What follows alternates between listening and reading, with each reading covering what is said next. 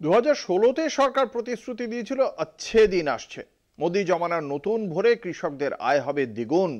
কিন্তু 2024 পেরিয়ে 2025 এলেও সেই ভোরের আলো দেখা যায়নি দেশের অধিকাংশ রাজ্যে।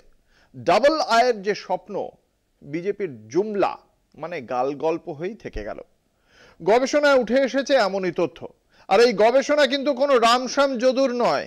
গবেষণা করেছেন প্রাক্তন কেন্দ্রীয় কৃষি সচিব সিরাজ হুসেন।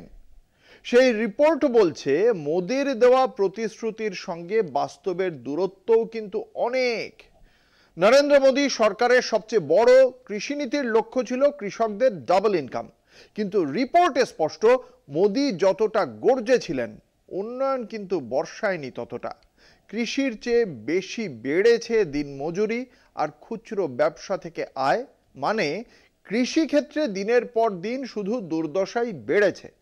এছাড়াও বিভিন্ন রাজ্যে চাষিদের মধ্যে অর্থনৈতিক অবস্থার বৈষম্য, জাতপাতের ফারাক, সব মিলিয়ে কৃষকদের ভবিষ্যৎ এখনো ঘন কুয়াশায় ঢাকা। अच्छे दिन কোথায়? भाइयों बहनों, हमारी सरकार बिहार के किसानों की आय बढ़ाने के लिए लगातार काम कर रही है। নরেন্দ্র মোদী বলেছেন এই কথা, কিন্তু বাস্তব বলছে অন্য কথায়। 2016-17 সালে ভারতের প্রধানমন্ত্রী নরেন্দ্র মোদীর নেতৃত্বাধীন সরকার কৃষকদের আয় দ্বিগুণ করার লক্ষ্য ঘোষণা করেছিল।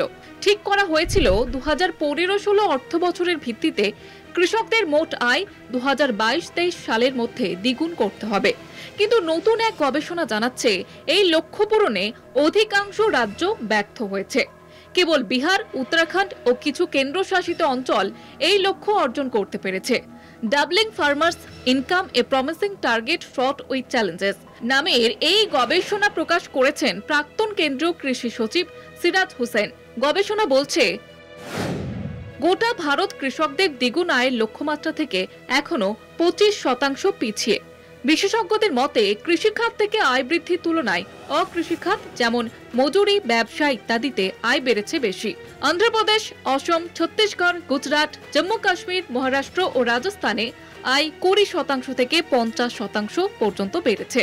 তবে ঝাড়খণ্ড, মধ্যপ্রদেশ, ওড়িশা, পাঞ্জাব ও পশ্চিমবঙ্গের ক্ষেত্রে দ্বিগুণ উপার্জনের সম্ভাবনাও কম। বিশেষত মধ্যপ্রদেশে 2018-19 থেকে 2019-20 সালের মধ্যে কৃষি উৎপাদনের বৃদ্ধি একেবারে নগণ্য। ভারতে প্রায় 86% ছোট ও প্রান্তিক চাষী।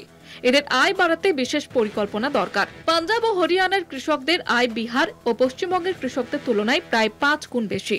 বড় জমির মালিক ও প্রান্তিক কৃষকদের আয়ের ব্যবধান কিংবা SC/ST বনাম OBC অন্যান্য জাতের মধ্যেও বড় ফারাক রয়ে গিয়েছে। এই গবেষণা দেশের কৃষি অর্থনীতির বর্তমান অবস্থা ও ভবিষ্যতের চ্যালেঞ্জগুলো সামনে এনেছে। কৃষকদের উন্নতি সাধনে মোদী সরকার যে সম্পূর্ণ ব্যর্থ, এই রিপোর্ট তারই প্রমাণ। কলকাতা টিভি।